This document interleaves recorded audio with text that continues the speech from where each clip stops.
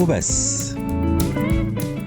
لو سألتك إيه السر اللي بيخلّي حد ينجح والتاني يفضل واقف مكانه، هتلاقي السر ده في كلمتين وبس، آمن وانجح. تخيل كده لو عقلك مليان أفكار سلبية، هتحس بإحباط، هتشوف الدنيا سودا، ومهما حاولت مش هتوصل لحاجة. لكن لو فكرت بإيجابية وآمنت بقدرتك واشتغلت على حلمك، هتلاقي النجاح بيقرب منك خطوة بخطوة. يعني ببساطة، لو فكرت صح هتلاقي نتايج صح. الموضوع مش سحر ولا مجرد كلام تحفيزي، ده ناموس حقيقي للحياة، وإيماننا بربنا هو اللي بيدي للفكرة قوتها. والسيد المسيح قال: كل ما تطلبون في الصلاة مؤمنين تنالونه. بمعنى إيه؟ يعني وانت بتصلي تخيل النتيجة، آمن بيها إنها هتحصل، ولو كانت حسب مشيئة الله هتلاقيها اتحققت بقوة الصلاة وبمجهود. في قصة جميلة عن شاب كان بيحلم يكون ناجح، بس كل ما يحاول يقنع نفسه إنه هيفشل، وكل الناس كانت بتقول له: جرب،